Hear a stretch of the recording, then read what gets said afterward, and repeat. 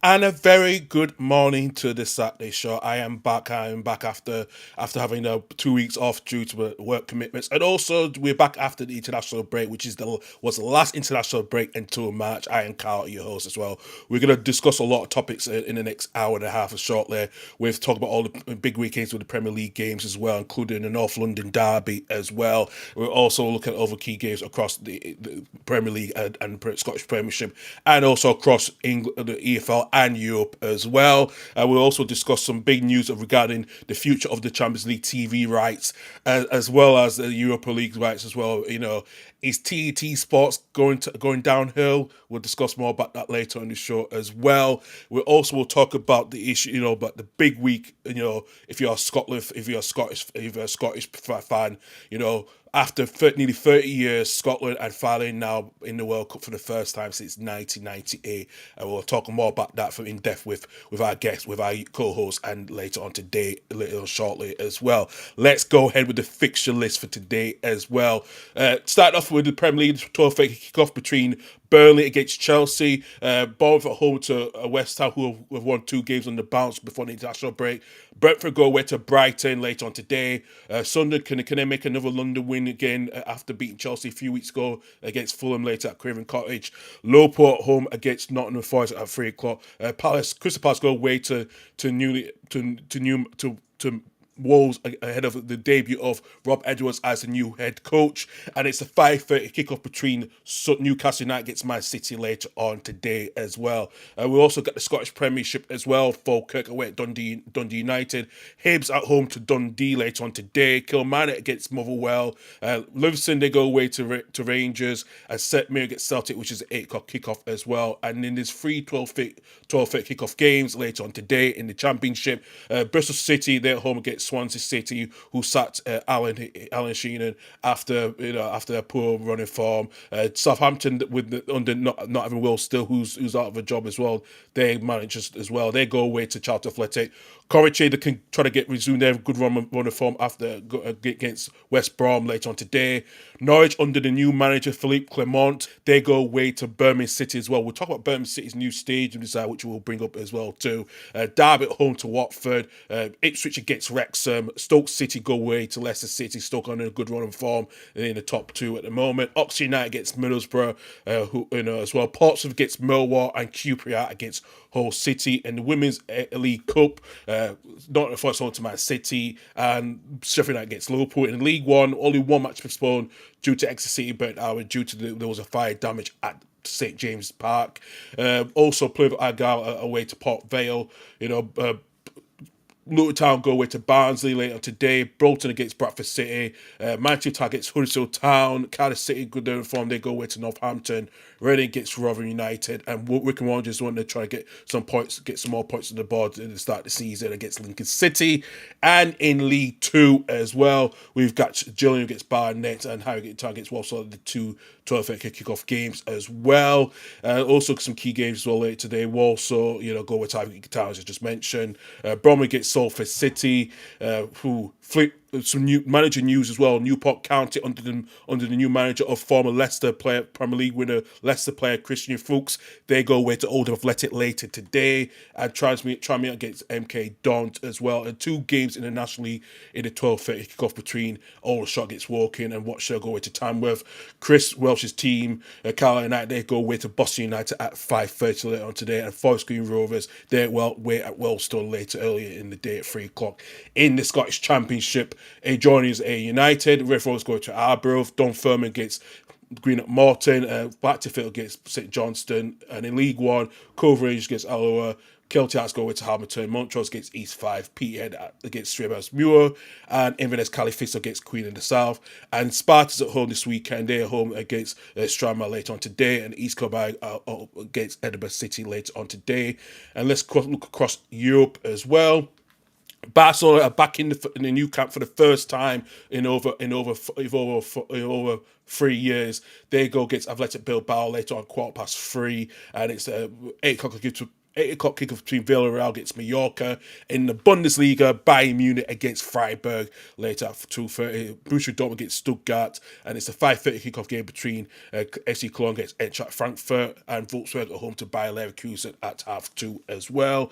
It's a big kickoff later on today between two huge teams shooting at home to Juventus at 5 o'clock, and quarter to 8 kickoff between Napoli against Atalanta as well.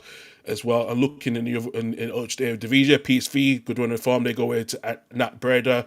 Ajax against Elso later on today. Sparta Rotterdam against Fortuna Stuttgart, and then in League 1, it's PSG against Le Havre at 8 tonight. Strasbourg with their good run of form, they go away to Lens, and then Rennes against Monaco at 6 o'clock tonight as well. Let's go into tomorrow's games and the Sunday's game. There's two games in the Premier League. It's a huge game for Leeds United. They have to pick up their try to get their first win after a disappointing few weeks before the international break. There against Aston Villa, and it's the North London derby between Arsenal against Spurs at 4:30, and then the big game at 3 o'clock in the Scottish Premiership is Aberdeen against Hearts, and also on the 12 o'clock kickoff it's a Steel City derby. Two teams are struggling at the bottom of the table. Sheffield Wednesday against Sheffield United. That's going to be a huge game as well, and a couple of women's League Cup as well. Newcastle home to Everton, don't go away to Sunderland, Southampton against Charlton Athletic, West Ham go to Portsmouth. Look, Ipswich Town go to London City Lionesses, and Leicester City against Crystal Palace. Spurs go away to Bristol, and there's some couple of games in the Women's FA Cup games, some key games as well too. And in the Scottish Women's Professional Premier League 1, Aberdeen gets Montrose, Celtic gets Partick Thistle, Hearts home to Hampton, there will go. Rangers go into Motherwell, and it's Glasgow City gets Hibs later on and tomorrow afternoon as well. And the big games in the La Liga as well, that Atletico Madrid, they go away. Atletico Madrid in the local Madrid derby against Getafe, and Elche against Real Madrid as well. Two games in the Bundesliga, Leipzig against Werder Bremen, and St. Pauli against Union Berlin as well. And then 9:45 kickoff, it's the Milan derby between 7:45 kickoff. It's the Milan derby between Inter Milan against AC Milan. That's a huge game. We'll get Reece's perspective on it as well too when he joins us shortly. And also in the Eredivisie, Hervey gets AZ Alkmaar, Feyenoord gets NEC, and then League Lyon go with Auxerre, and Brest against Mainz, and Lille against Paris FC later on as well. And on Monday night, only one game in the Premier League. It is Manchester United against Everton as well, which is a huge game for both these teams on the last the weekend of the Premier League games this week as well. So yes, we will discuss all the fixtures coming up as well. Ooh, and I'll get to some questions in a shortly, Michael. Well, let's get our guest on. Get my co-host. Good morning, Stefan. How you doing? Morning, Karl. How you doing, my friend? Not too bad. Going through rambling over like 10 minutes all the fixtures is quite incredible, but I got Yeah, through it, so I got through it as well. But how is your week been? And we'll get your depth a whap on Tuesday night, and we'll talk about that incredible game it was. And I have to say, as an England fan, I was amazed. I'm glad. I'm so happy that you guys have finally got to the World Cup. It's yeah. been so long. It's been so long, hasn't it? 30 years of hurt is over, my friend. It certainly is. It certainly is. It's certainly it's over, which is glad, and Yeah. I'm amazed how that I thought, that the atmosphere on Oh, Tuesday night was incredible. what an atmosphere. What a rendition of the national anthem as well. It made the hairs on the back of your neck literally stand up. Yeah, absolutely as well. We're hopeful we'll have Doug should be joining us a second. He's just behind the scenes at the moment in the green Yes, screen, yes. so he should be joining us hopefully in shortly as well. But let's get into the messages. So, good morning, Michael. I hope you're well too. Yeah, Michael? yeah. Oh, do you know what, Michael? I'm going to discuss more in depth of that later on shortly, because I had some theories when I said to Oh, Doug about this squad, and there's been oh some yeah. rookies going on as well. So yeah, as I Yeah. said, we'll discuss that as well too.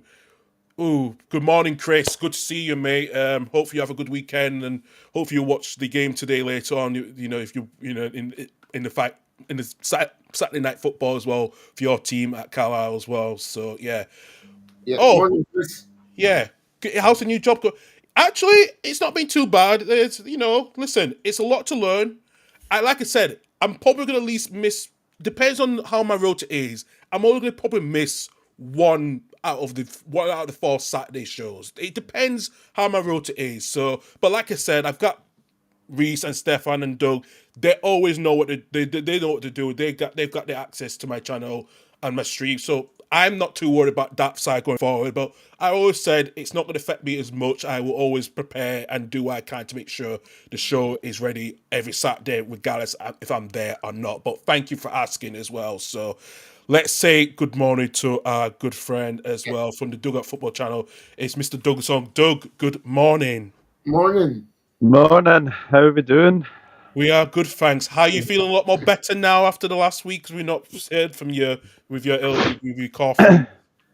Uh, I'm getting there slowly. It's been a bit of a really sort of hard week, especially with like obviously my job is obviously like phoning like people as well. So yeah, my voice is taking a bit of a battering, but it is coming back slowly.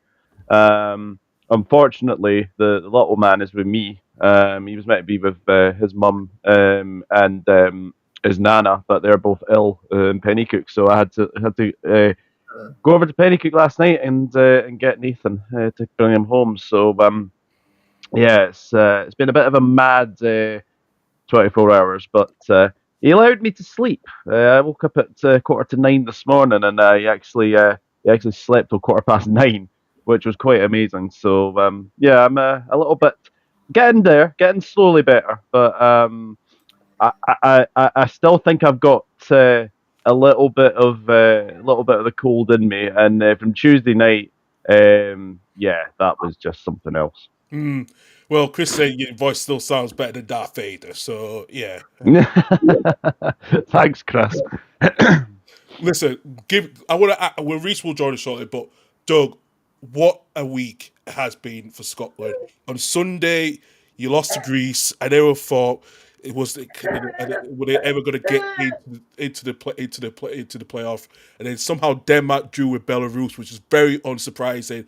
It gave you guys a lot of confidence on Tuesday night. That was a must-win game, and what a game it was! I could not believe it was both end-to-end stuff, and I thought I thought before Tierney scored that third place shot, I just thought Scotland have blown it. I've blown it. It's going to struggle to the playoff, and that could have been a dismal effect. But the goals from Tierney and Kenny McLean, what that really changed the impact for Scotland, not just as not just a team of fans, but as a country that was needed, especially of 30 years of hurt.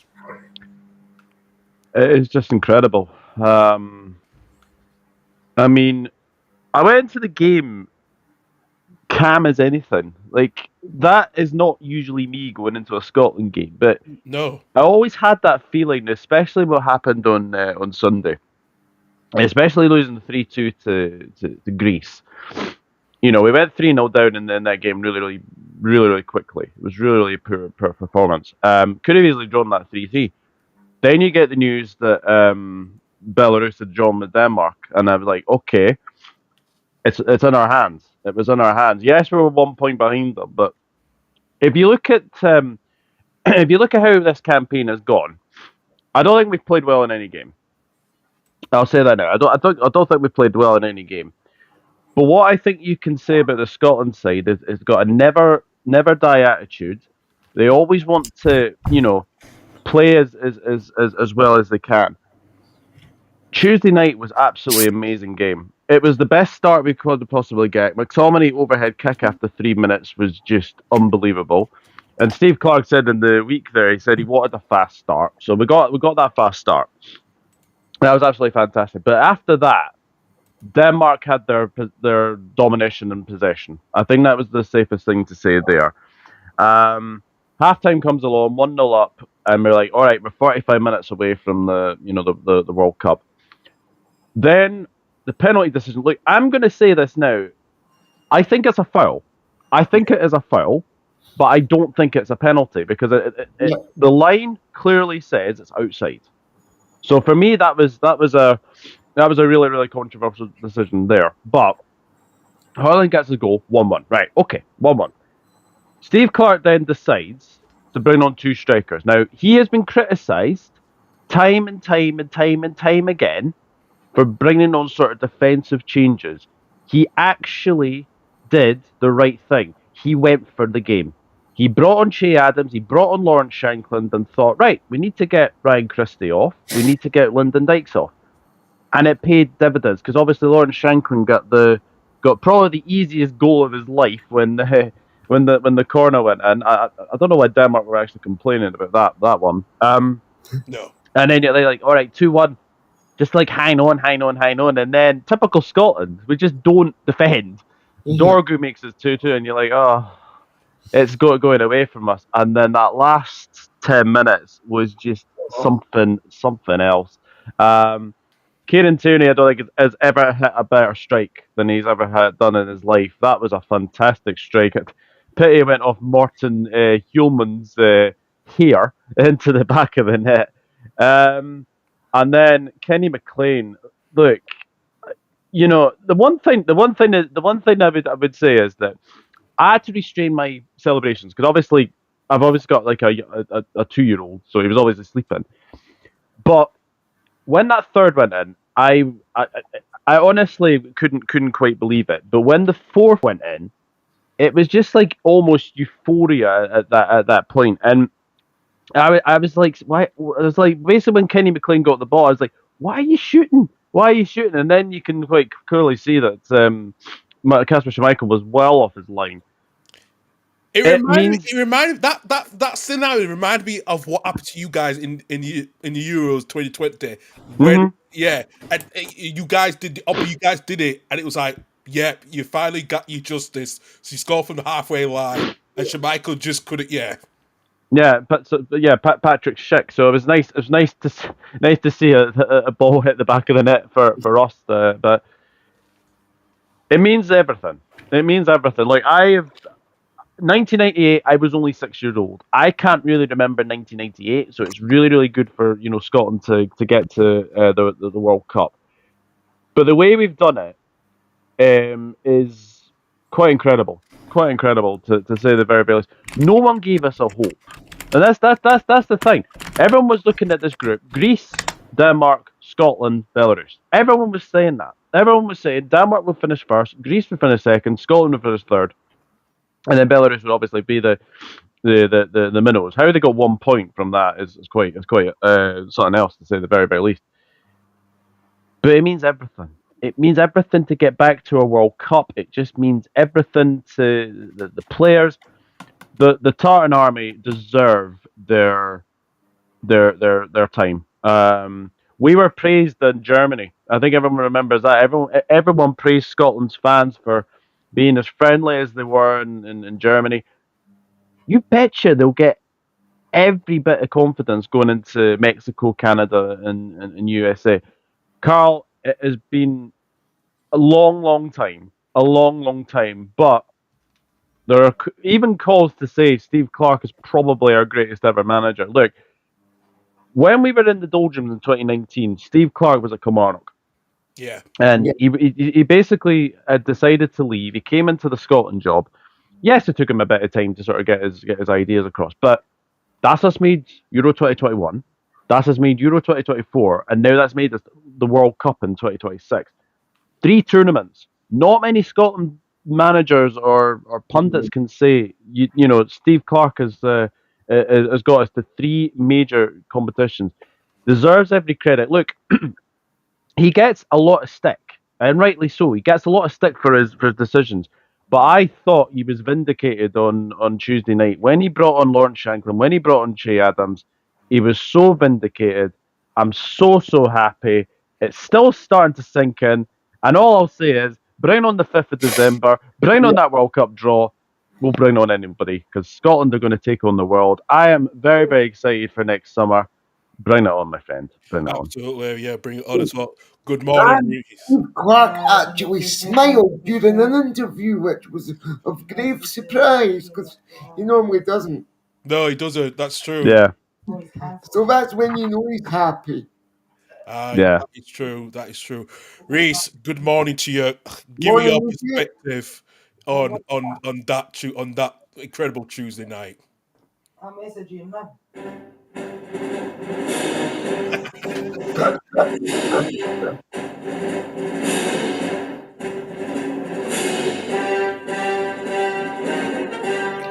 I had to get that one in there, mate, on a speaker as well. You're humped.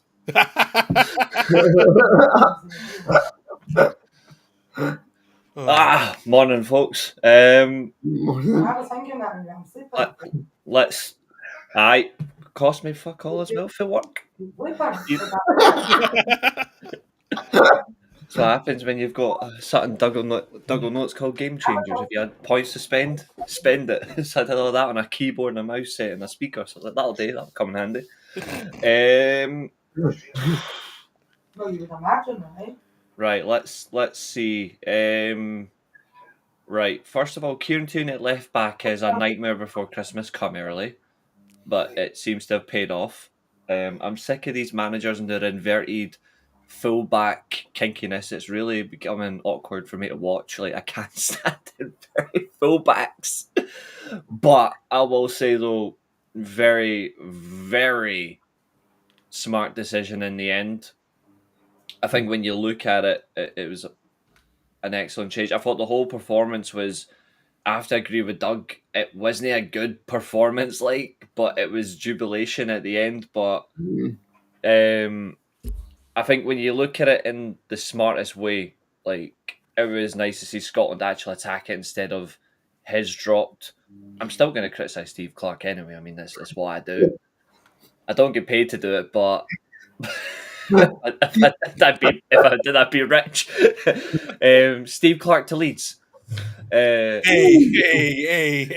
Don't need to debate about that one. So. I will say though, I agree with Doug. I was actually glad that he went for it. It's back-to-back games when he went for attacking changes in a row, but he was this time he actually he took more time to react than he did against. Well, nobody's really going to talk about Greece, but the fact that we came into this game. What time will it be there? Needing a result, had to win because no surprise I said we would get Republic of Ireland. And no offence, but I'm against animal cruelty, and if we had to attack a parrot, then I suppose he would chirp along.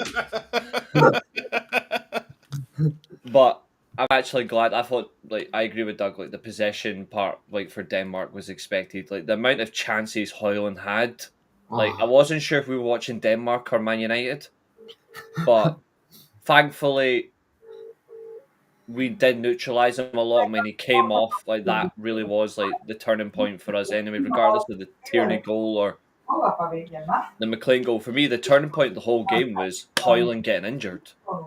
Because if he hadn't got injured, in my honest opinion, if Rasmus Højlund doesn't get injured, Scotland don't win. And the reason why we don't win is, even though he's awful at converting his chances, Rasmus Højlund is good at holding the ball and he fights for every ball as well. So he would have fought every defender, every midfielder for a ball. So I actually think the turning point is him getting injured, and it was vindication indeed. My only thing though, this bit that really annoys me about the entire game is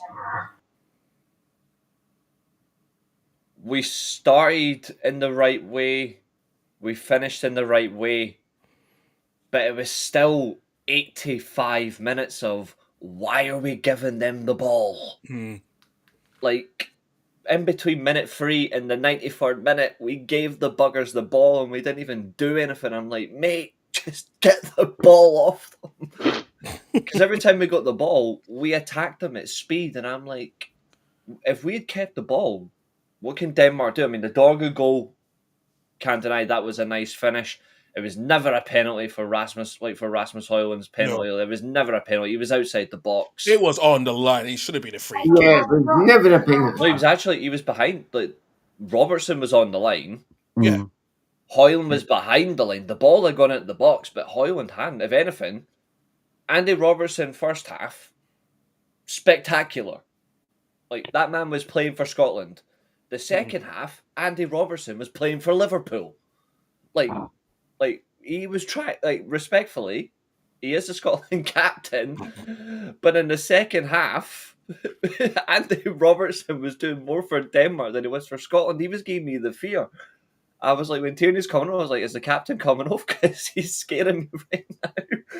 But to be fair, he had a beauty of a cross though for in the second half. Like, really, like, in the second half, like, towards the end, he really did pick up his performance. It was a strong captain's performance that was really vital. Yeah. McLean's scoring was the one that caught me the most, not because he shot from the halfway line, but because I've criticised Kenny McLean every time he gets into a Scotland team. Yeah.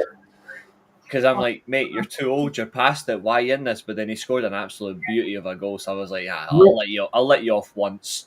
Well, that goal actually caused a Hampden quake on the Richter scale. Well, it did more than that. It did more than that. 25 to 30 car batteries. It did, actually. Yeah. I looked at... That's real fan jubilation. Like, this might sound harsh, because Chris is in the chat and Chris is English, and obviously you, mate, you don't know what team you support. But respectfully, you won't find that type of atmosphere at Wembley. No.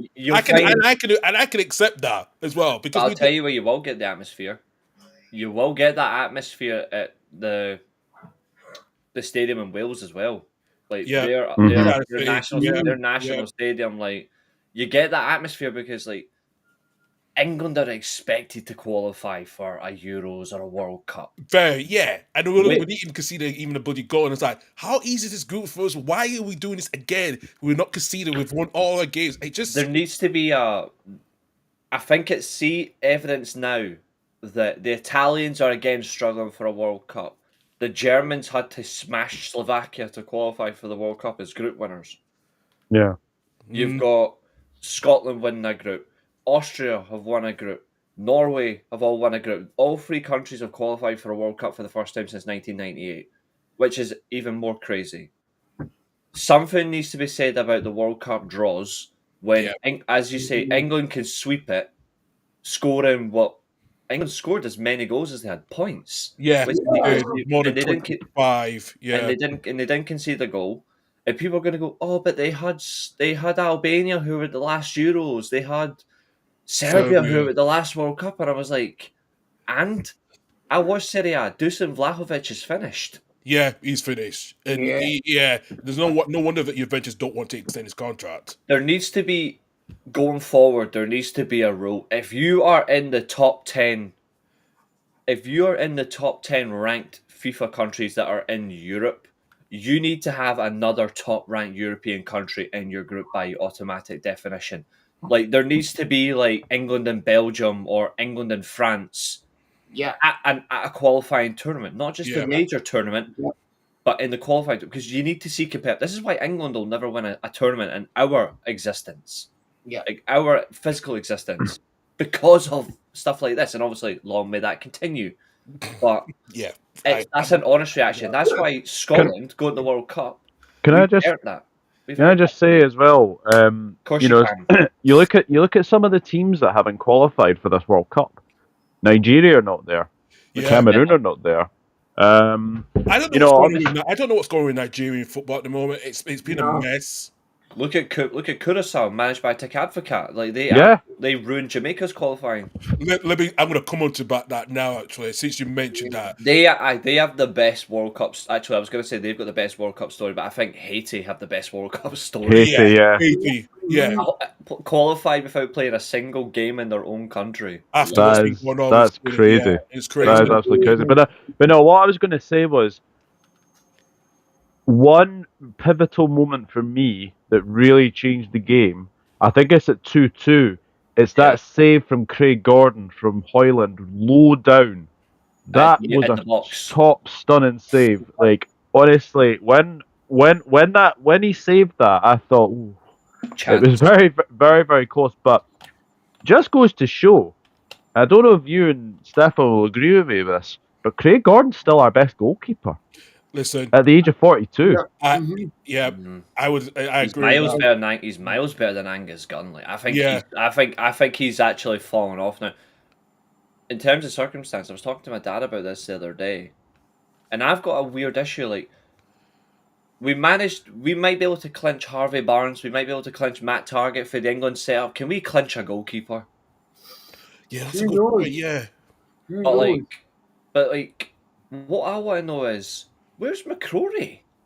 How can Scott Bain Yeah, get I was a team? I But was McCrory wondering can't? that actually. I was wondering where Robbie McCrory was because the other two that were on the bench were Liam Kelly and Scott Bain. Like, Yeah. look. Let's be honest. Scott Bain has been everywhere. Like, you Yeah. basically name any club he's been at: Celtic, Hibs, Dundee, Falkirk. Falkirk. And he doesn't cement himself as a number one that's No, confident, that's No. competent, It doesn't. and Liam Liam Kelly. he's Liam Kelly, decent. Liam Kelly, I can understand about because obviously he's been in many Scotland sort of setups as well. Yeah. But I think when it comes to sort of the team selections, Craig Gordon has to be there. Yeah. 100% has to be there. Mm-hmm. To an extent, probably Angus Gunn will go. If he's And I think available, probably the third one is probably going to be Liam Kelly. Yeah. yeah. Yeah. I just don't know why McCrory can't get into a squad. Like, I think right now, like, I know it's harsh to say Craig Gordon shouldn't be Where the is he one. right now? Oh, Yeah. Where is he actually, Reece? Where's Because McCrory? I've got a really he not funny feeling playing- he's in Danish football. yeah, he's in. Yeah, he plays. When? For Eskberg. Oh. But But here's the thing. This is the part that doesn't. He's like, you take things into account. He's played in numerous Old Firm derbies, kept clean sheets, and then Yep. Rangers thought, Mhm. let's bring in Jack Butland. yeah. He's 6'4", and Yeah. he only turned 27 back in March. He's going to be. He is he's 20. 1998. Yeah. He's 26 next year. The thing is Yeah. that Craig Gordon has Sorry, not 28. Sorry, he's 28 in March. I'm 29 a month after him. But the thing is, guys, Craig Gordon hasn't had the game for Hearts, and goodness knows how long since the new Yeah. keeper came in. He's been frozen out a wee bit of the Hearts setup. Yeah, he has. When it comes to Scotland and a goalkeeper getting injured, you can Yeah. always rely on Craig Gordon to be a safe pair of hands. All right, let's take the Reece game out the equation, but definitely on Tuesday he was the most safe pair of hands we had in He- that net. Looked at so He's the one I'm most happy for is Craig Gordon because he's been in the team since I think 2002, so he's been Yeah. in like the Scotland camp for sort of 23 years. and he So walked away for the team as well. yeah, exactly. Rightly So yeah. so he's been absolutely fantastic as a Scotland goalkeeper. Andy Robertson's interview got me going. Yeah. Obviously mentioned Diogo Jota. The fact that he's like hidden it away from the players as well.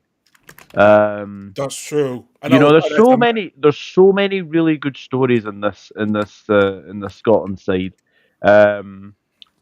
Obviously Kieran Tierney going on at right back. Look, I wouldn't have envisaged it. But obviously the game the game on Tuesday he was really good when he came on. Shankland was very good when he came on. Everyone deserves their place. And look, we've got players coming back as well. Of Got course. Len Miller to come back. Got Billy Gilmore to come back. I can't wait to see Lennon Miller in this setup, man. The thing is as well. Lewis Ferguson, player who was probably in the doldrums. When he was like in sort of Italian football, moves it to Italian football, gets picked. This is the thing with Steve Clarke. Yes, he'll have his favourites, but you have to give him credit for basically bringing in the likes of Billy Gilmore, the likes of Lennon Miller, the likes of Lewis Ferguson, because it's paid off. Because Lewis Ferguson is now a mainstay in that Scotland side. Yep. Scott McTominay left Manchester United to join Napoli. He looks like he's gone from strength to strength, and that goal, honestly. It's the highest. Pick me a game where you have seen 3 out of the 4 best Scotland goals in any match. Because I can tell you now, McTominay's overhead kick, one of the best overhead kicks I've seen. There's obviously comparisons to Ronaldo against it's higher. Juve in the UEFA Champions League. Kieran Tierney's goal, which was an absolute beauty, and then Kenny McLean. You know, you get entertainment when you go to Hampden Park. I'll tell you that. But the fact is, them separated. Eh? that is 3 out of the 4 Scotland goals that are probably going to go down in history as 3 of the best Scotland goals ever. Well, Doug, they were even saying on the news after the game that Scott McTominay's goal was even better than Zinedine Zidane's volley in the 2002 Champions League final at Hampden Park against Bayern Munich. Oh yeah, by Leverkusen. Yeah. I was at that game. I was at that game. Were you? Yeah, with my dad. Oh yeah. wow! Wow. Well, my dad used to play pro football, so there's a hint. Oh yeah, yeah. I still, Chris, don't even dare bring up Judas in the chat, because if I see him, I will headbutt him. Elliot Anderson. Saw that. Mark my words, if I ever see him face to face, I will headbutt him. You know who actually I feel sorry for? This is a real shame. I feel sorry for even though he plays for Celtic, I feel bad for is it Ormond? The young boy. Yeah. He's played for Wales all the way through his youth career. He's been told by UEFA he is not allowed to play for Wales. I saw this and I thought, what? Yeah. He's been told he's not allowed to play for Wales. He has to play for England. And I'm like, how's that fair? That's not fair. It's not fair for him. No, it's not fair for him because if he's playing, if he's been playing for Wales for the youth set for that long, why should he be told to play for England? How is he going to get into the English setup? Exactly. Doesn't make sense then. No way he's going to get into that setup. No way at all.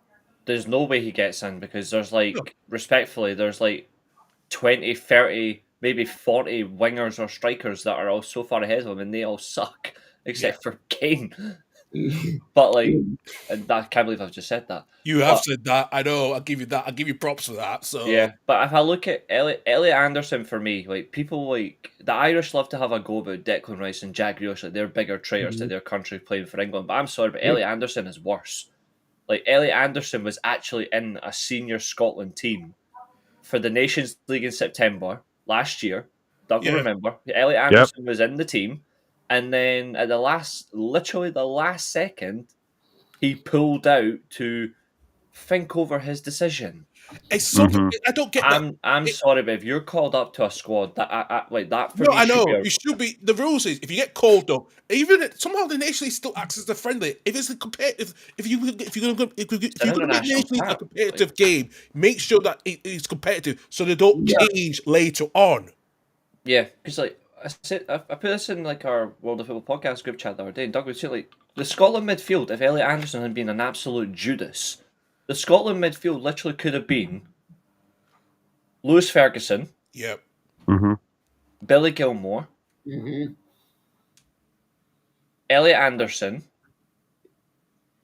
John McGinn, Scott McTominay, and Lennon Miller in rotation with Connor Barron and all potential as another young midfielder. Do you know what? That is a good midfield to have that rotation. And look, I say this as an English fan myself, and I know for Englishmen, it's a bit surprising. This rule is, it's surprising. There's always one rule for us, but there's no rule for for teams like Wales who it's not fair. Yeah, it's not fair at all with that. And I think it's a shame that certain players, if they played in another country for a certain period of time, it's only if you're abroad.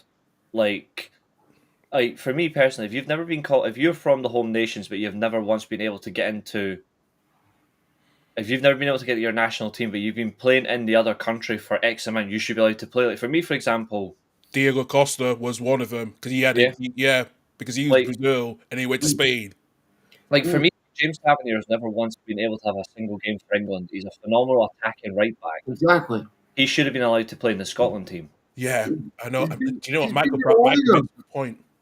And the thing was as well, Nat Gionova, when he played for Rangers, he was eligible to play for Scotland if he wanted because he'd been living in Scotland for. But he said no though. He always had the dream of playing for Spain. He always had the dream for playing for Spain. You can never knock that. But I feel if you've been playing up in our country for X amount of time and you've never once been allowed to be called up, you should be allowed to play for that national. James Tavernier as a Scotland wing back. I'm not gonna lie, but Tavernier and Robertson at wing back would have been terrifying. Yeah. because two of them can't realistically defend when they want to, but when they do try and turn up, they actually are devastating.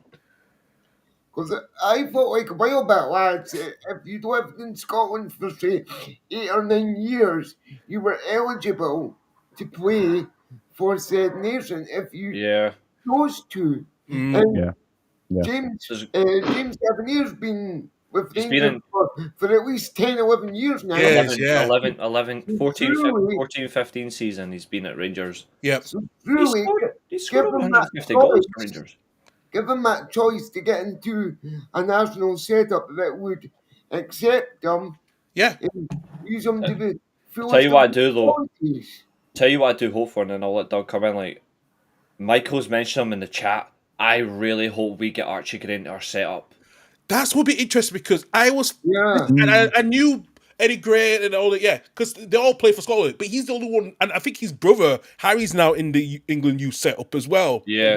So that is a good point actually, because would Archie Gray get into the England squad? I don't think he will. No. I don't And think it's he not- will. and And I'm it's saying not- this is a Leeds and fan. it's- A Leeds fan. I don't think he will. His brother probably, maybe, but I don't think he will. Then his brother have to make a decision at some point later on in his career. And it's not an insult for Archie to say he doesn't get an England squad, but he walks into the Scotland squad. But Archie Gray's actually a good player. It just doesn't help that there's some other good players in his position that puts him down the pecking order. He Exactly. He would walk in the Scotland team. And yep, Ray Houghton, born in Glasgow, played for Jack Charnock, USA '94. Yeah. Yeah. It's true. It's But yeah, I'll never forgive Elliot Anderson for how he behaved. Like John Aldridge, born in Liverpool, played for Republic of Ireland. yeah. he still has the funniest World Cup moment of all time. Him Oh swearing yeah, on the the touchline. argument, yeah. Swearing on the touchline. That who's the Scottish like radio host? A wee bit of comedian. He's got a big massive forehead, like spiked black hair, wee bit of a huge forehead. I don't know if it's Des something. I can't remember. Des Clark. Aye. Yeah, I Des think- Clark, yes, I Des think- Clark, yeah. I think And I've it's met him. with me, Doug, I've met Des Clark before years ago, didn't we? Yeah, I've met him. Yeah, it is we him. did. Yeah. Yeah, If we're it back is in the him- Race for Life. Yeah. If it is him, then I'm going to tell. Aye, it is. Aye, Des. He's him. Yeah, we met him. If you- Yeah, we met him. if you get a chance, right, there's a show called World Cup's Shocking moments, yeah. yeah, and Find it on YouTube. Yeah. World Cup's greatest shocks, and you've got Des Clark talking about like Lord McLeod getting knocked out by that Brazilian free kick, saying after that day, Yeah. national hero, and he's like, it's like how are Scotland fans so good at World Cups when they qualify? It's drink, like it's drink. But he said one thing he spoke about Gordon Strachan because Yeah. obviously the quickest ever red card at the World Cup still is Uruguay versus Scotland in 1986.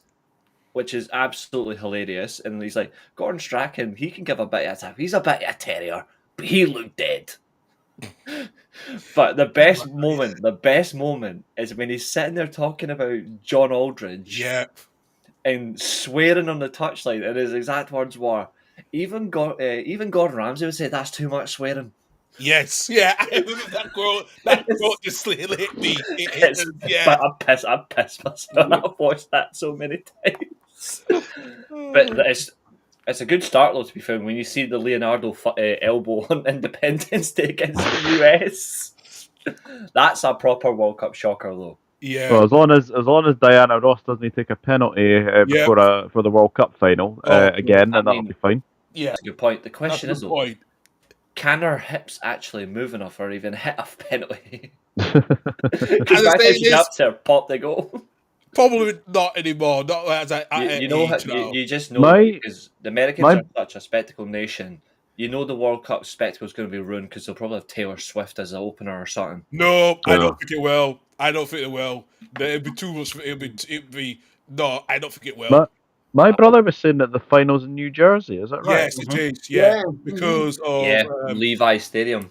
Or no, whatever. it's at MetLife Stadium. Oh, is it MetLife? Yeah. MetLife. I'm an NFL fan. So what happened was they were going to look. Originally, it was going to host in LA at the SoFi Stadium, which is what Stan Kroenke uses money to build. But the problem is the time difference in the West Coast and for Europe. So they decided to put it to New Jersey, New York, because of the time difference for all the European countries. So it made it easier. That's why they've now not doing it. They're doing it at the MetLife Stadium because of that. originally was going to be LA, but because of the time difference was going to affect us, we'll all be up late at night, whatever. They've moved it to New York instead. So And I mean, it is the best choice. I mean, it is Giants. Like, it's more commonly known as Giant Stadium. well, Like, it's both it is. New York Giants and the Jets. So Yeah, they own it. So It's they own it. So it was the best case scenario. Yes, Yeah. LA has the biggest ground, but it was not going to be feasible for the time difference. For so they moved it to New York, where it's about 20,000 less, but it's probably feasible because of the time zone. So You know what's actually really good about this as well? Do you know what stadium this stadium is based on? Man United actually still has the record attendance crowd at this stadium, and that was this summer. Michigan and Ann Arbor at No, the. it's not that one. Is it not that one? I always thought it was that one. This stadium is design-wise is based off the Allianz Arena. Oh yes, it It is. does look like it right enough, actually, when you see it. But, lads, if you're wanting to go to the World Cup, tickets start from £60 and they go all the way up to $4,500, I think it is, for a ticket. Yeah. Trust me, if you're a smart fan, just watch it on Watch it on the telly, because tickets are being drawn by lottery through the UEFA website, I think. Yeah, and more with using the dynamic pricing, and I'm not. Like, I see. I would have went to a game if I would have went if the votes were normal. Oh, good morning, Chris. I mean, I'm looking to search. At least we're back, Chris. At least we're back. I mean, that I'll to be fair, I'll give him credit. That is also in that episode. It is actually. I remember that. I always look for that moment, thinking, yeah. And I think it was Jason Dimitri said. I remember saying Andy Gorman wanted to kill him. He was like, I'm a dead man. Andy Gorman with the fears he didn't want to say, and then he said the other time said, did a man approach him? Are you the guy who wrote "Don't come out too soon"? You should be ashamed of yourself. That was yeah. To be fair, you know what's even worse is like you look at that Scotland team in '98, and you're thinking, you really should have done better. Like you should have, it's just embarrassing. But like the good thing about MetLife Stadium for football, realistically, you could get around 93,000. Roughly, because they'll expand the seats because of how the layout of the football field is going to be. You will get that more fans. That's what is going to happen. Because, as I said, I'm not going to lie. Because like I said, because the NFL stadium. Because I'm an NFL fan, the stadium can configure. But when it's football wise, they have to bring in the fee for pictures and stuff. Because they have to. Yeah, it's a gorgeous stadium. Like it's a gorgeous stadium. Like, I'm looking at it as well. Like from a standing point. I've always wanted to go to this because it's hosted a few other events that I would have went to if I could. The official capacity is 82,500. Yeah. But the record attendance is the 12 Seum Hashas in 2012. It was 2 years after it opened. That was 93,000. Yes. Ed Sheeran hit 89,000 2 years ago. The New York Jets versus the New York Giants, 83,367. Yes. There was a college football game for the 122nd Army Navy game 4 years ago. Yeah, they're big games, so they'll get loads of fans in. Yeah, that was 82,285, so just below full capacity. Yeah. And then Man United versus West Ham was 82,566. Yeah, I remember that. Yeah, I watched the Premier League Summer Series. Yeah, there's a lot of good capacity. And it's crazy that thing cost 1.6 billion. It was, and do you know, I remember because, like I said, because of the old stadium they had was only not too far from their old stadium, was right next to each other. So that's why I made. Originally, it was going to be the Giants. It was only going to be New York Giants only because New York Jets will look like they're going to go back into New York, but that never happened because London got the Olympic bid, won the Olympics 2012, and so that's why the Jets are sharing again with the Giants. So it was always. Easy, it's inevitable for those. They made the money anyway, so they'll easily have good revenue shared equally. So yeah, they do.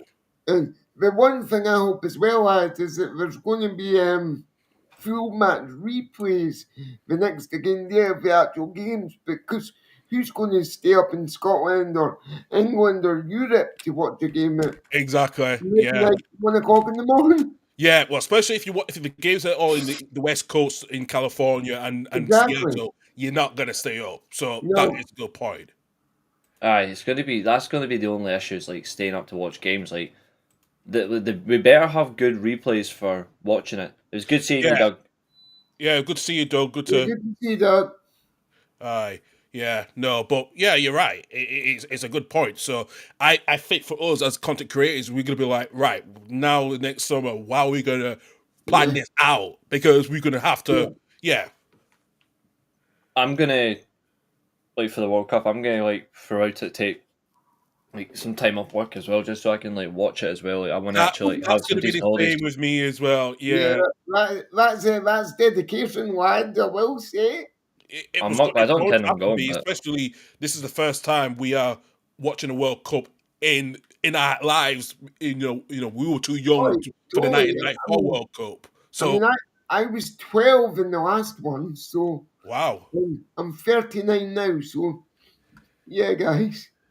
Yeah, so for us, this is new to us because we're gonna have to do it. Yeah, I used to stay up watching late night American sport. I still do it now and again. I don't do it as Yeah. much, but yeah, this is gonna be a difficult fix because it's 48 teams which we're gonna have to sit and watch. So do you remember the first World Cup game you watched live? I do. Yeah. I would say properly, I would say the 2002 World Cup. Same. Germany versus Saudi Arabia. My first was France against Senegal. Nice. That When- was my second game I watched live. Yeah, The yeah, very first game I watched live, lads, was Brazil v Scotland 1998 World Cup. yeah. That's Well, that was my first World Cup game I watched live. Yeah. yeah. So pretty much that's true as well. Actually, yeah. I Do you know what? mean, I only found out just for that tournament as well, like my German and Italian ancestry, but it was Germany versus Saudi Arabia that made me ever since a Germany fan. Yeah. So I've Yeah. always been like that. So Ooh. Oh, England, I would say that was Which Euro question- 2000. Which one? Is it I was going to say, is it Euro 2000, 2004, or World Cup 06? Yeah. I would have guessed 2004, but I'm not sure. I'm going to say 04, but it Chris is only, what, 23? So I'm going to say has to be World Cup 06. 2000. It has to be 06, It yeah. has to be 06. Chris is the youngest. I thought, no, Chris is in his early 20s. So I would say 2006. 2004. Oh, Ooh. 2004. I'll tell you one thing, though, and this is a fact. Seeing all three, he's 26. Seeing all three games, if you actually look at it as a whole, England were the better team in all three games, but they had equally the same issue. They treated Portugal like they were nothing. I remember that. Yep. Yep. We just steamrolled them. It was brilliant. It's to this day. I don't know how Ricardo. To this day, Ricardo saving the penalty with not wearing gloves. It still thinks about how the hell did you not? He was not wearing gloves in one of the penalties, and you're telling me you couldn't score past him. Ricardo was our bloody nightmare in those two games, especially in Euro 2004 and World Cup 2006. He was a nightmare against us because he knew how we were shit at penalties, and he knew where we were going to place our shots. Oh yeah, 100%. And when you look at it now, and you're thinking, oh, but they don't treat any team like that anymore, like that. Like England don't do it anymore. Oh yeah, they still do. And it'll always come back to haunt them. But the best part of it this time is it wasn't a small team that gave them a humbling. It was France. Yeah. So whatever happens this time at the World Cup, they better realise that humility is a good thing. I know. Yeah. Yep, I agree as well. Iceland, yep. See, that's the funny thing. That's something that I'll always laugh at, right? You'll know exactly what I'm talking about because you've watched World Cup's Greatest Shocks as well. Who's that? Is it that Lindsay something, that blonde? Liz Hitgrave from TNT Sports, yeah. Absolute. She does not know anything about football, right? You can tell the way she talks. She's clearly there just for a reaction, right? Yeah. When she brought up Germany versus Bulgaria, it's beautiful when they get beaten by minnows. This team had one of the best players of all time, and Stoichkov in it, and I'm like, yeah, you want to laugh at the Germans for losing to Bulgaria, but hang on, let's have a Bulgaria look. was a good team. They had a very good team, and a lot of people don't realize that. They're not minnows at that time. No. Exactly. So I go back to I actually tried to, like, to be fair, this is my original Twitter account, and then after that I shortly closed it. But this is when that episode came out. So this is going back to because that episode came out before the 2010 World Cup, It did, yeah. and Lindsay obviously ridiculed the Scottish, and then Yeah. obviously she ridiculed the Germans. So I went back to her and said, even when Scotland fans aren't at a tournament, they're actually wanted more than an English fan. So they're something for you. Yeah. And then I went back to her about Germany losing to Bulgaria, and I was like, remind me, what happened against Romania in Euro 2000? What happened England against an unfancied Brazil at the World Cup?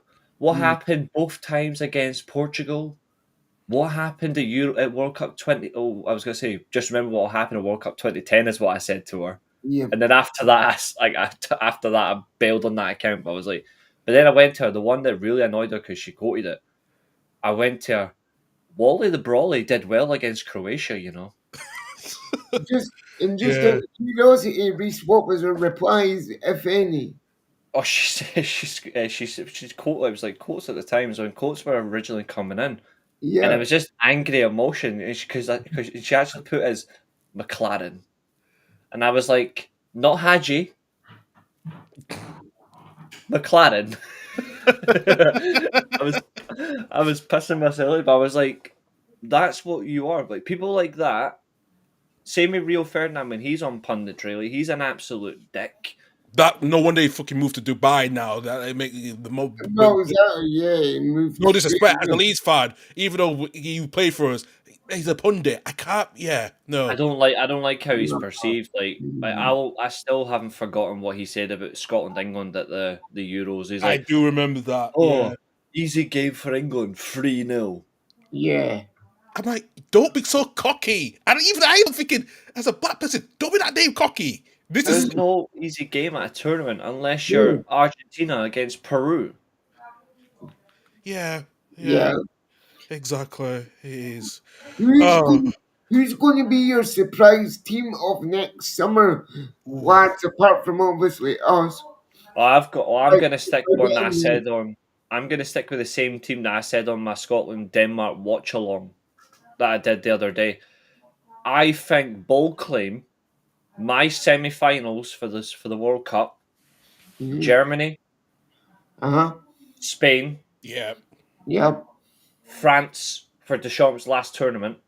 Yep. I think 3 European teams are going to go the distance. Yeah. Japan. Japan. Ooh. Ooh, so no South American teams. You think Argentina will be out before then? I think Argentina will go out, yeah. And Brazil, not unless they have a divine miracle. I only see them getting through as if either the Germans or the French go out early.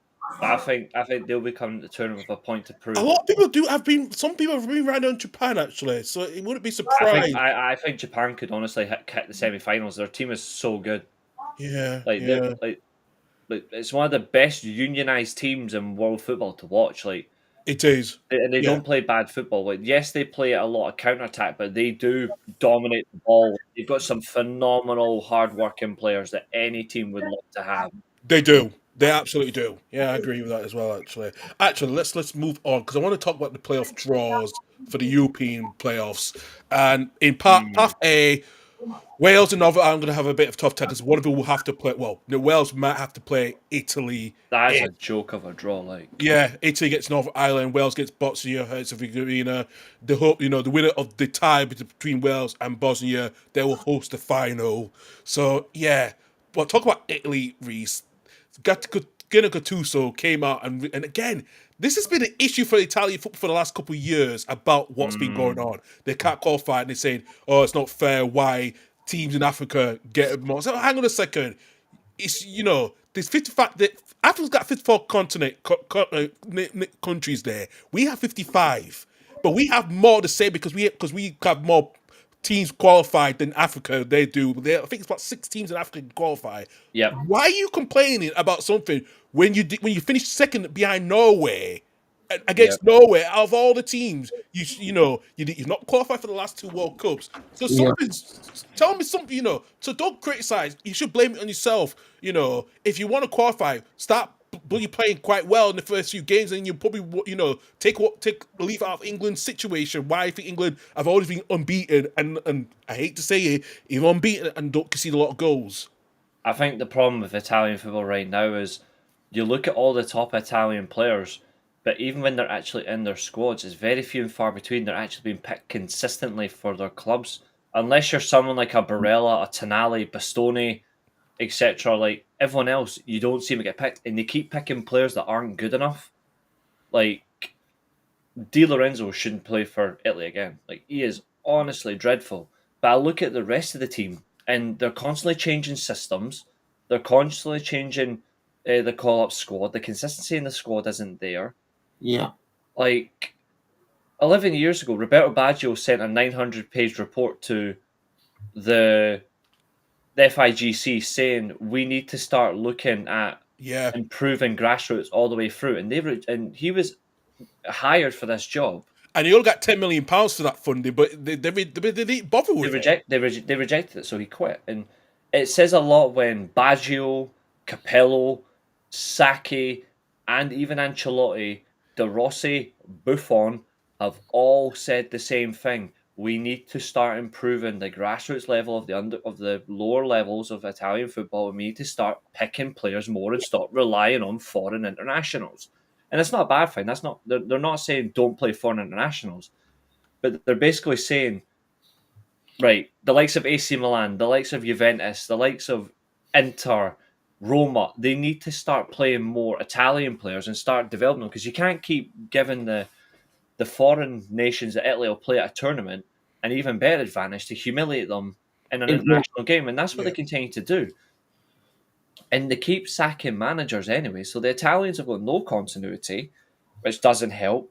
If they fail to qualify for the World Cup 2026, it'll be a big disaster for Italian football. There's no way, and especially now with the potential Napoli charges as well. Yeah, I mean, it just goes to show us, go back 20 years to like 2005, 2006.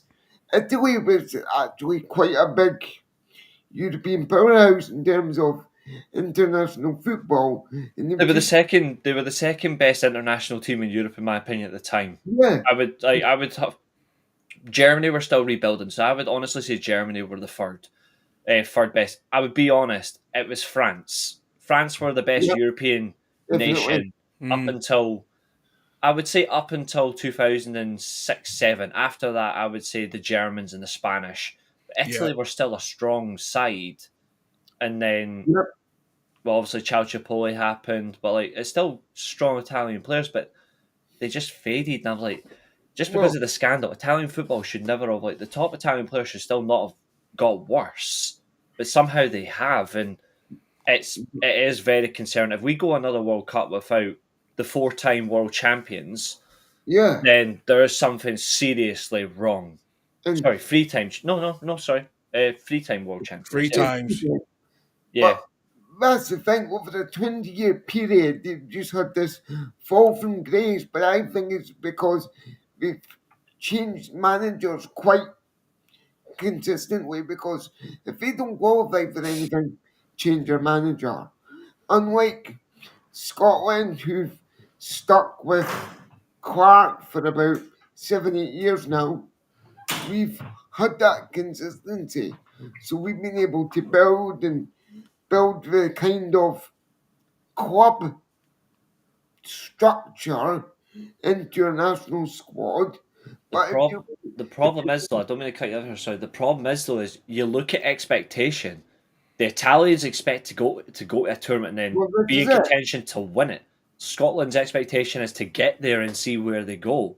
And just to play 2 or 3 games sometimes. The expectations are so huge, and it's such a massive inkling of difference between them. Yeah.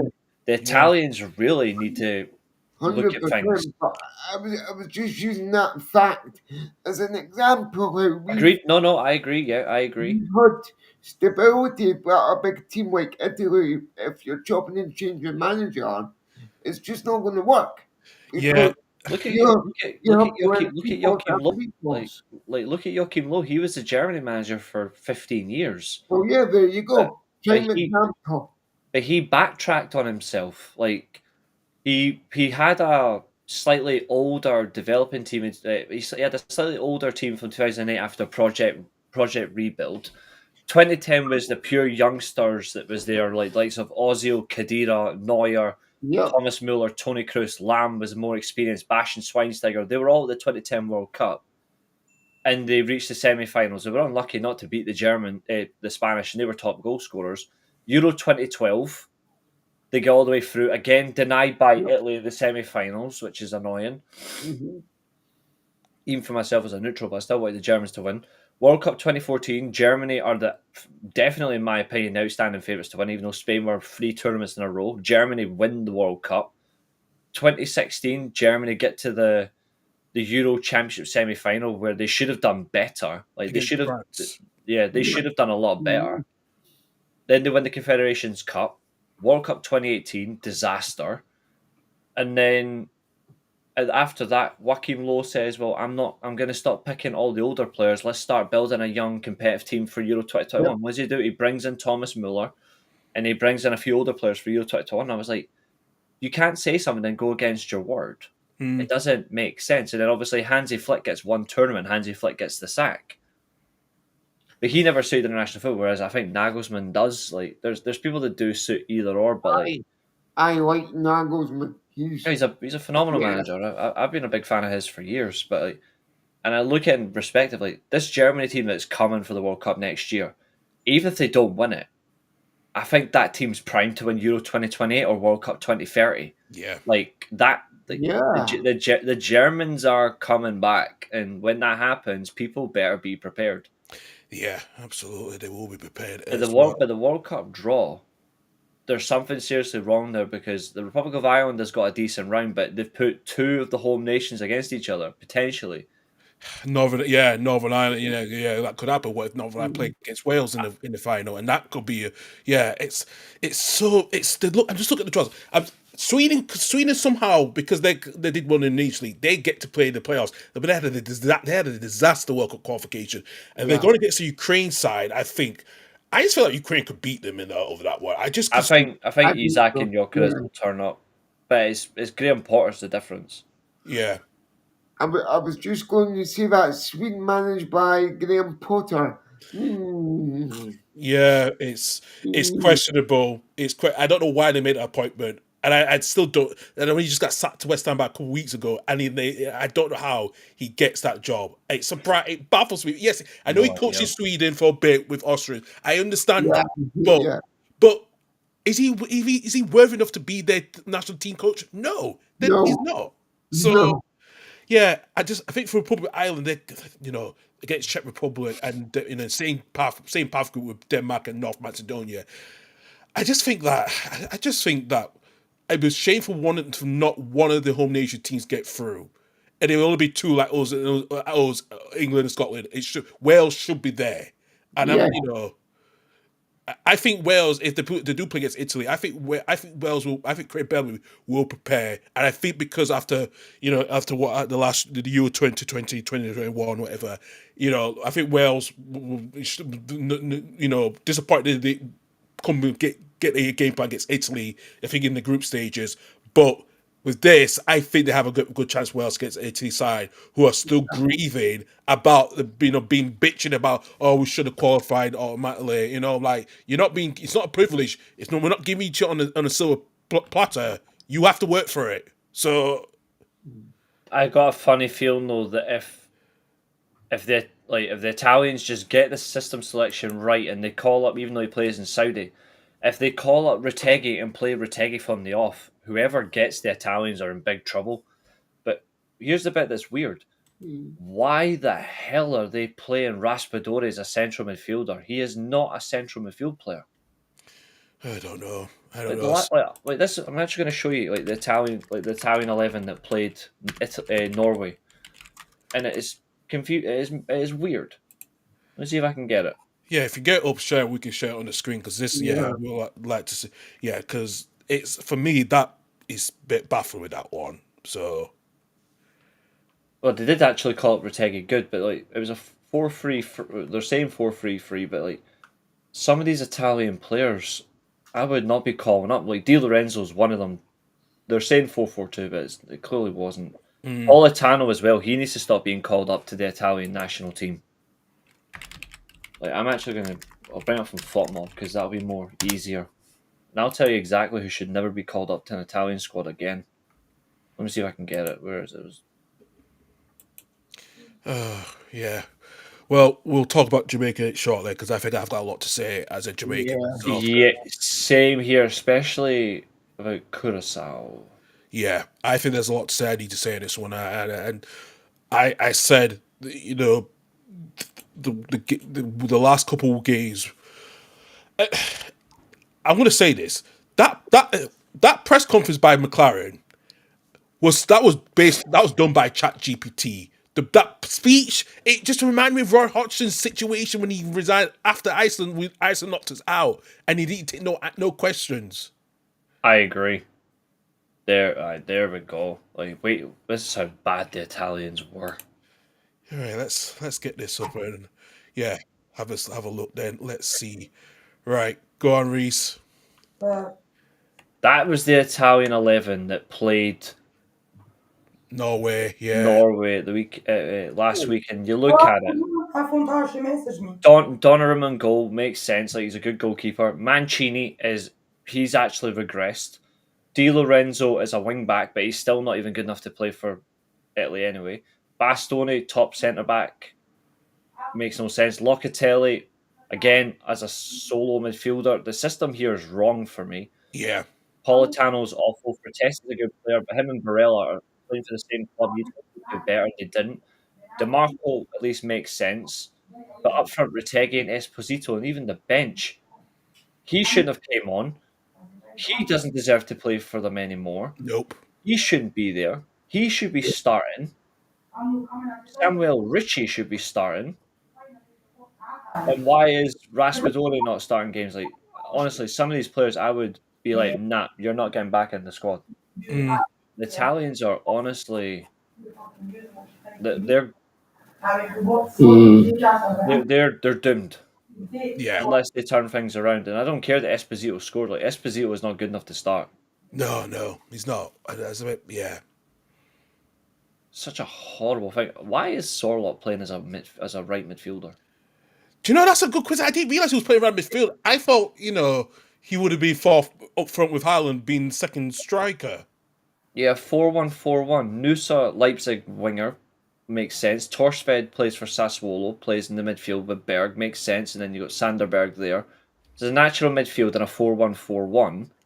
But Sorloth playing right midfield is clever though because he's a hard-working player. At least He's will a give you hard-working the player. energy. Give him credit for that. Actually, he's a hard-working player. Yeah. But then you got Haaland up front naturally. But like that's a good lineup from them to be fair. It is. Yeah. Tello Asgard. Oh, he came on. Nice. Oscar Bob. He's a good player for them. Yeah. Jan Larsen's good. There's some good players there for Norway. Yeah, there is. Depending on the group, I think they might get out their group though. Aye. Yeah, I think so, especially with Haaland and two up front, of course. Yeah. And the old adage, you can't rely on one player to make a team. No. And I think that team's been building for quite a long time now because Yeah. the youth, and I was reading about this and I thought because all that Norwegian team, only two players were born in England, which is Haaland and someone else. The rest were born in Norway, so it has helped them develop into the team that as they are, which is quite good. So Here's one for you. Go back to Haaland's younger days in football when he was first coming into the national squad. yeah, Because he was born in Blighty, would he have been eligible to play for... yes, he would have been eligible to play for England. Yes, because he was born in Leeds. I know. Thank God he doesn't play for England. Yeah, well, What? that says it all with that one. Yeah, it says it all. Yeah, he could have played for England. I know, but he didn't. So, yeah.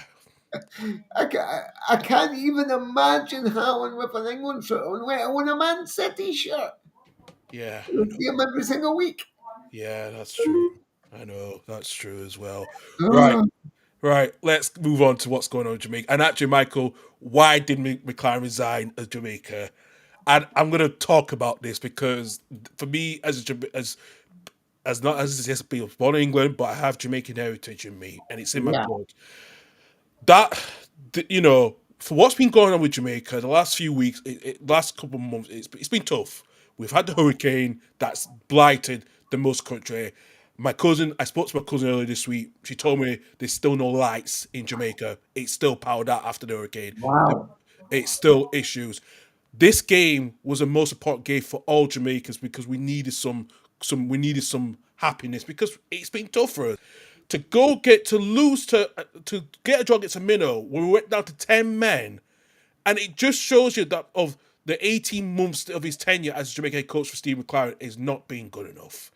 And no, there's been some issues behind the scenes. I was reading this in the Athletic of the question of the board itself, Michael Ricketts, not Michael Ricketts of Bolton, an England player. That's not the Michael Ricketts talking about. This is a Jamaican Michael Ricketts who's been in charge. He's been the president of Jamaican Football Federation for a long time. There's been a lot of joke going on where some of the players I have been told that McLaren had to fund some of the players to get over to Jamaica. And wow. and the problem is they refuse to pay for the business class and all that shit. That I'm not going to discuss that.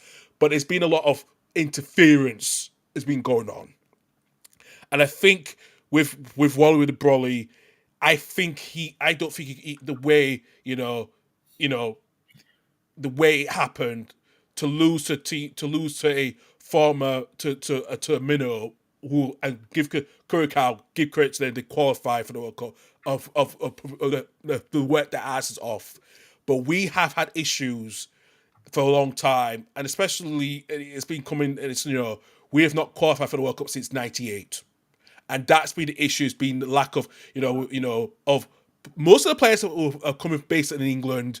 I know there's not been much of Jamaican players in the base, Jamaican based players in the squad, but the problem is the way McLaren the press conference, and especially Usain Bolt was there trying to get uplift the mood, and it just didn't work. And I think the failed efforts to bring convicted rapist Mason Greenwood, he's not convicted, but Arsehole. Mason Greenwood, that Yeah, get delayed, and he declined to be called up to Jamaica. He declined; he was not ready to commit, and it's just been especially Michael Antonio's not got no club. He's come back from his injury after a car accident as well.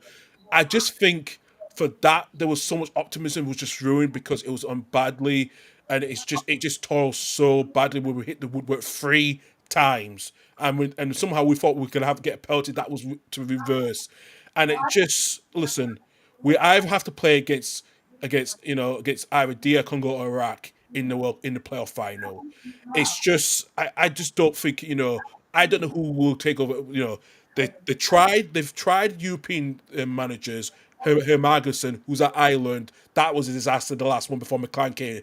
I don't know who we will go for now. And I think this is the issue for the Jamaican Football Federation. They need to deal with this, thinking if they don't qualify for this World Cup, where because of the teams that who are over the automatic qualifiers, such as the US, Canada, and Mexico, this was an easy group for them to try to qualify. This was an easy group for them, and then that one defeat we've had, that's cost us. And I think this has been coming. It's been coming for quite a long time. And I said this to myself, thinking because of trying to get more players and try to get players, such as Ivan Toney before and stuff. They were yeah. trying to get players to get into the Jamaican national team, and Leon Bailey and stuff. And there's been a lot of conflicts going on for quite a while. And I have to say, the play that I look at the Jamaican national team. Only 3 players play in Jamaica was in that squad. Majority of them all play in the US, England, or even Mexico or the US. So, who would you like to see take over as I Jamaican don't manager? know. I don't know, Stefan. I don't know. I really don't know. It's impossible. It's hard for me to say that at the moment. I don't know who takes over. I really don't, because we've tried every single manager. And I'll give you the list of the managers we've had since 1998 when we qualified, and I will read this year. So the last, Daryl Scott was the last. Was no, was it? It was Rene Simones was the only, was the Brazilian former manager. He was the only manager to get Jamaica to the World Cup. Then we've had Sebastian Lorenzi. We've had another Brazilian. Then we had two more Brazilians until we went to Wendell Dozo, Jamaica, Karl Brown. We went to Boran Muchovic. John Barnes was there for between 2008 2009. Theodore Whitmore was probably been there on a successive basis for like two spells. Then we tried Winfrey Schaefer, Paul Hall, tried John Barnes. Gramerson, and Steve McLaren. I don't know who we go from. I think the Jamaican board, the Jamaican Federation's got lots of issues, not just funding wise, but a lot of interference going on, which is affecting the culture. Because, like I said, our competitive record, like I said, we've not qualified since we were in the group stages in the same group as Scotland was, and that's the thing. And we have been so poor. We've only got to the Gold Cup, the CONCACAF Gold Cup twice in runners up in between 2015 2017, we got knocked out of the group stages last year. But if you look at the when we play again, like getting invited to the Copa America, we'd be so poor. And it's been an issue. It's been a long-going issue at the moment of the selection that we play with the players who don't want to commit. When you especially got Damari Gray in there, Tyrese Campbell in there, Bradley Kerr, Sharman Nicholson is probably is our top scorer for the Jamaican national team, and then it's just a mess at the moment. And I think when the players are not being put you don't players not playing much in Jamaica because Jamaican Premier League is not when you got four of them selected. It's an issue at the moment. So I don't know where especially going against New Caledonia in March if we get to the final. It's just that which Jamaican team, who's going to be the Jamaican national team manager there? We don't know. It's hard. Yeah. I don't really know much about Jamaican football to really say anything, but Me neither, unfortunately. definitely need to look at things behind the scenes if that's the major concern. Yeah. That needs to be It's addressed. been a concern for a long time, and it's been a concern when you have Michael Ricketts. It's not the England one. It's not the England, when you have Michael Ricketts who's been the president for a long time. Yeah. There's issues there, and it's been going on for quite a long time, and so I think something has to change completely. It sounds like to me we need to take a look at themselves, the Jamaican football, Federation, yeah. to take a look at themselves and say, is this really working? No, it's not.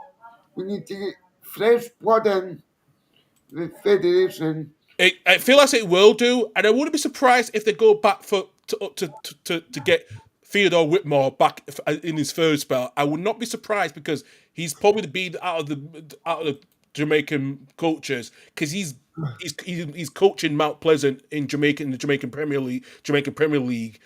He's been back with them a couple of times now.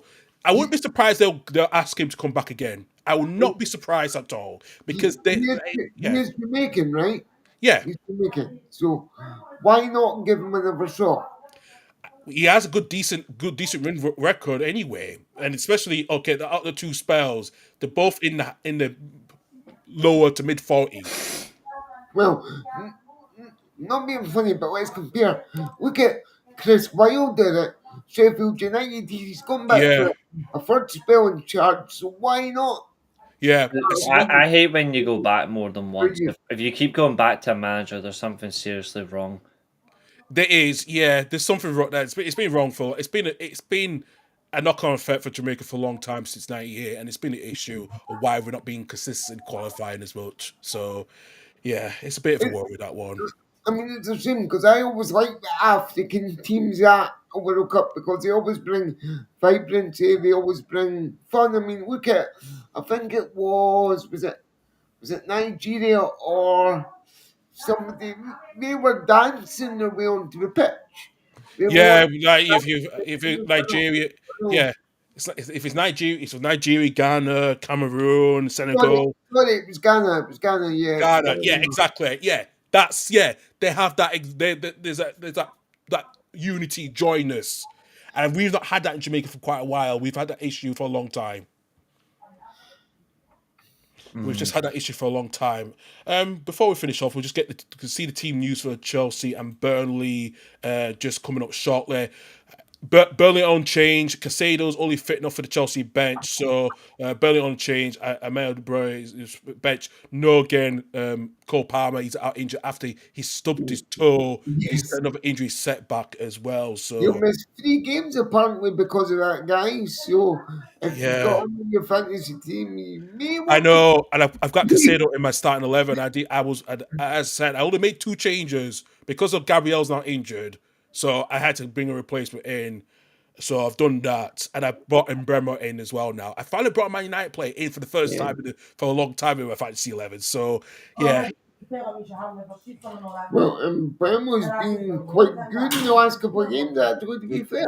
yeah, he has been. He has been as well. Pretty So good.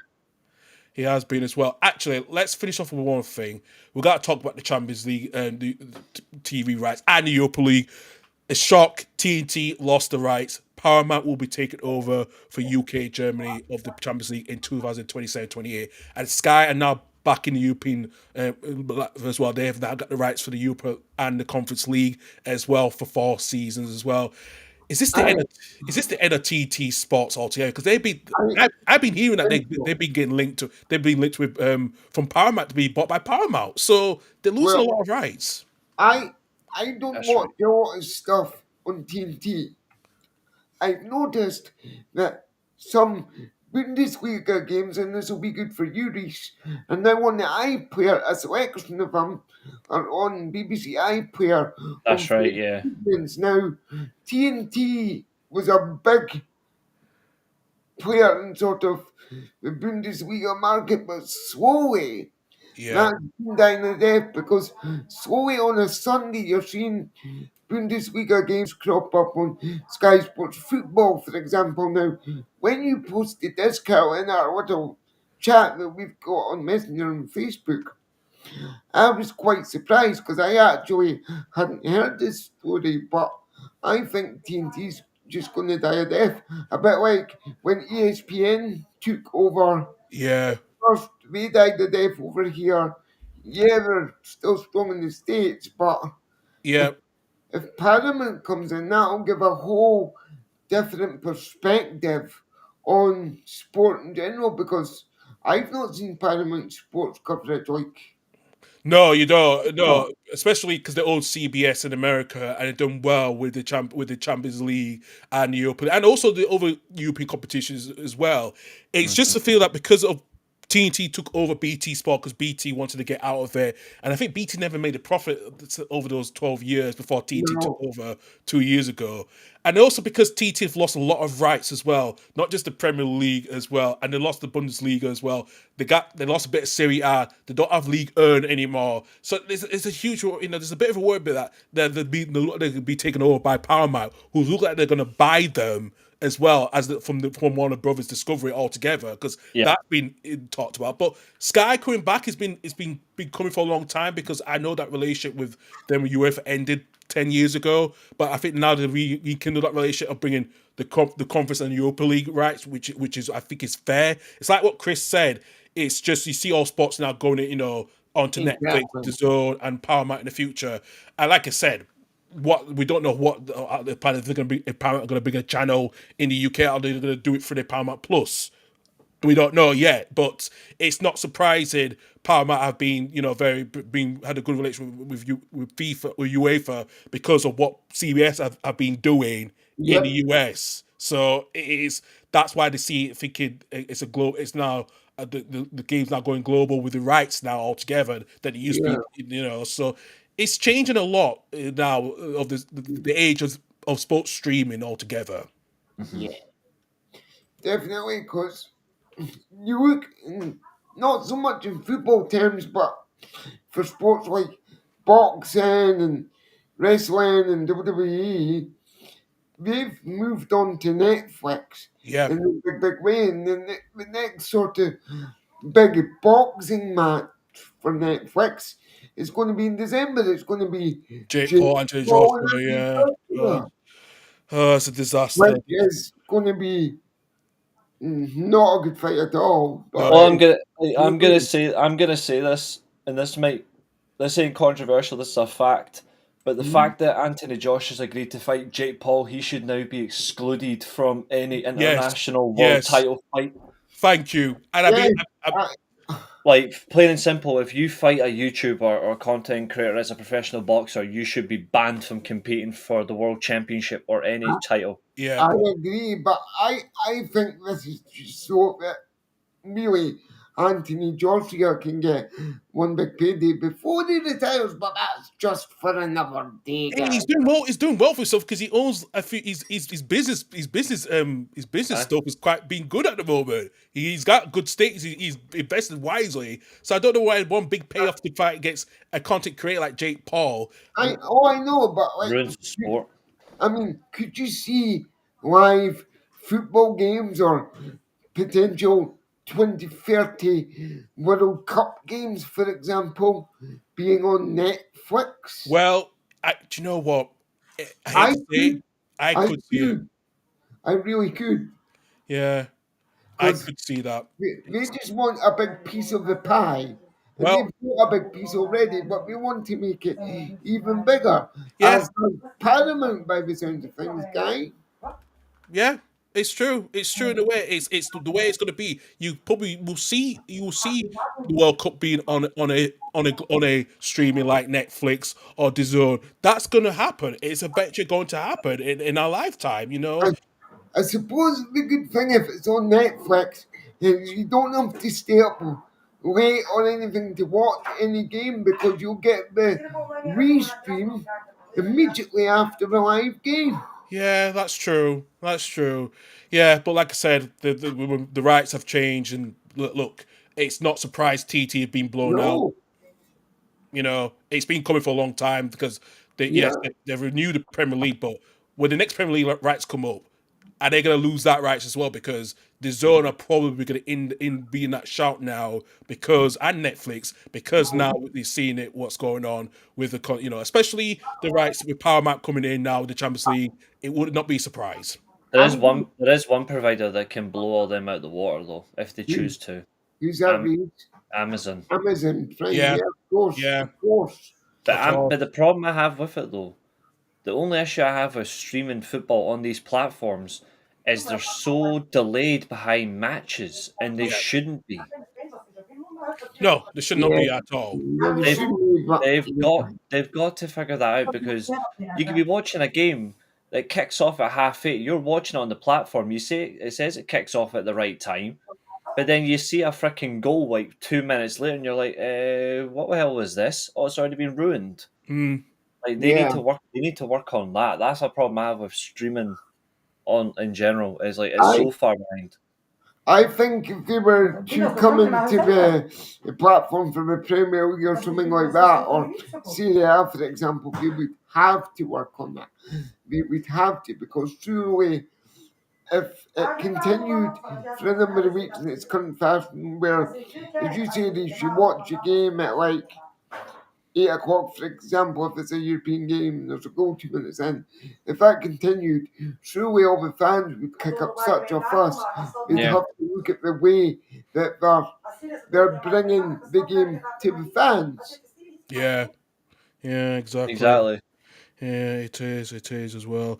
You know, guys, we'll finish it off for today. Actually, it's been a good show to be back on. Has been. Actually, and Yeah, especially, yeah, it's good to have you guys on as well.